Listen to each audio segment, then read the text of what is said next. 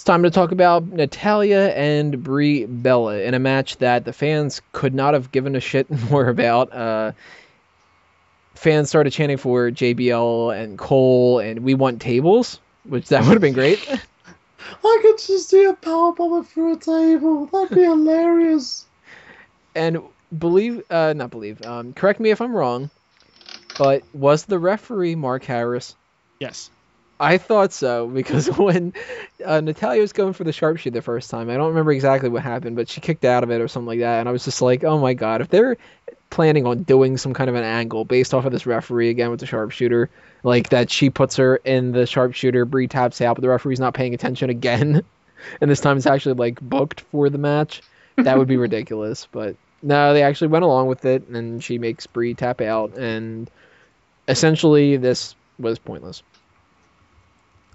Total Divas. And total boredom. I'm actually going to be the positive one of this one. This match was okay for a Divas match. I thought they pulled that a lot better than anyone would have expected of these two, not knowing anything of how their chemistry was going to be. And, heaven forbid, a Bella in the ring there. Like, oh my gosh, we should have expected a total disaster. I thought they kept their composure very well. There was very little mistakes. Say what you will, at least the crowd was having energy and chanting something rather than just sitting on their hands or going to the bathroom. True. Actually, they were going to go get popcorn, but that's not the point. Burhan, what do you think about this match? I liked it. It was okay. It wasn't amazing. They actually did kind of wrestle, but apart from that, it wasn't. It was just an average Divas match. Not really much else you can say about it. Should it have been on the car? Probably not. I don't think it really necessarily did anything to help Total Divas either. Yeah, no, they didn't really. It was just one of those it on commentary.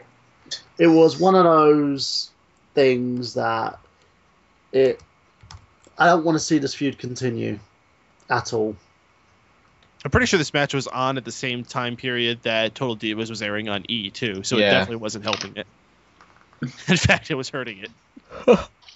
And if anything, though, it did do one good thing. It helped Natalya look a little stronger. Now that Natalya's beaten Brie Bella, she's made AJ tap out twice, even though that was unintentional. She could be the next person that challenges AJ for the title. And, could be. Who else could? Well, you never know. You never know. They could end up doing something really stupid and having Caitlyn have another match. One more match. Or they could bring in Alicia Fox and turn her babyface for this week and do something like that. You never really know with WWE. I mean, from the way that they booked the end of RVD and Dean Ambrose, you would think that RVD would get a shot. So it makes sense for Natalya to get a shot, and she should. And I think she will. But she's not going to win the title, of course. And I don't understand what they're doing. It's like RVD should basically been continuing his feud with Ambrose, but no, that's not happening. Christian should have been continuing his feud with Del Rio. Nope, not happening. So what the fuck are they... Excuse my language. What the hell are they doing? You're going to say excuse my language after all the shit that we've seen said on this show? And yeah, you know what? Fuck this. Okay, yeah. It was pointless. And the fact that she's now Natalya versus AJ is going to happen, it would just be... It's just pointless. I don't get it. Well, speaking of feuds that will continue after this night, the Miz and Fandango. Miz was doing his hosting responsibilities, and Fandango kept interrupting, which actually was one of the more entertaining parts of the night. And what was it, the first time he just comes out and dances to start the show? Why not? And then the second one was Maria Menounos, right? Mm-hmm. Or yes. The third? That was the second. And Miz is talking to Maria Menounos about her match that they had at SummerSlam Access. And Fandango comes out there to just interrupt again. Miz and Maria just sort of dance off, which, okay, that was a little odd. But now we've seen from Raw and everything that Fandango gives that top rope leg drop to Miz, just kind of like, fuck you. You didn't let me interrupt your own goddamn show. And I'm all for this feud. Well, that and Miz punched him the night before, too, for the final segment. Right. Yeah. What do you guys think? Leg drop for a punch. It's fine. Gives Miz and Fandango something to do. I think it's perfect. I think these guys are at a similar level right now. I think they could potentially have really good chemistry with each other. I mean, they're a similar size. I think they're really charismatic, and almost both flamboyant attitudes can gel really well. I think this is really good for them. I mean, it's a shame that this couldn't be maybe in a more high-profile spot, because I think that's something these guys could handle. I'm not saying like the world title picture, but perhaps even a middle title. But maybe we'll just be seeing the fumes of that, and we'll see that actually happen somewhere down the line. It's a much better thing to see Fandango feuding with Miz than doing more Foot Locker commercials. Yeah. Though that was pretty great too. That was awful, though. Come on. No, I enjoyed it. It was fantastic again how awful it was. Another thing that happened during the pay-per-view that wasn't obviously a match, but it was pretty funny.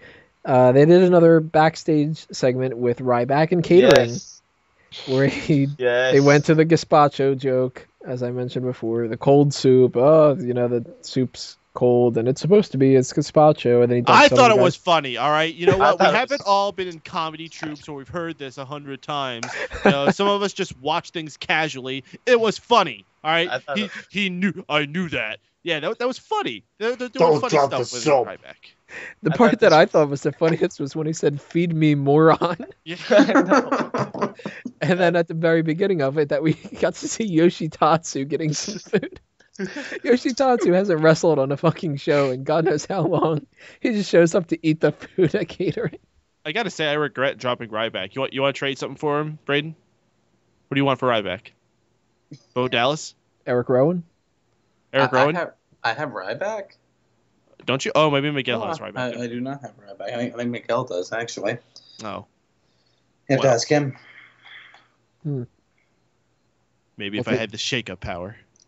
I enjoyed the Ryback segment. Maybe I'll be nice, and maybe I'll give them to you. So are we all digging Bully Ryback? Yeah. Absolutely. And he's even got like the Aces and Eights leather vest on, too. Like, how obvious is it? My favorite part of as you're pointing at Bully Ryback, which I like, my favorite part of that character is his laugh. I can't even do it justice. If you watch the segment that they had on Raw with the guy in the shower, which was really fucking awkward, but the laugh where he's just kind of like, bah, like he's fucking, like I said, I can't do it justice. You have to just watch that. It's hilarious. I love that laugh. And by the way, me and Burhan came to a conclusion when that guy was bullied into being put into the shower and had to wash out his bag. It wasn't being bullied. Ryback was doing the guy a favor. He knew that Randy Orton shat in the guy's bag, and he was trying to help him get it all cleaned out. I'm going to make a really horrible joke here, but maybe it's a whole money laundering scheme.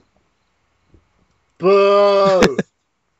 I would say shit laundering scheme, because Randy Orton likes to drop juices in people's bags. Ah! Who was it that said that the guy looked like Adam from Man vs. Food? Me.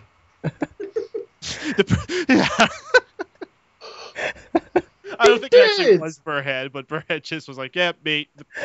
No one else is owning up to it. It was me. Dibs. Oh, it was. I was saying to you guys, that looks like the guy from Man vs. Food.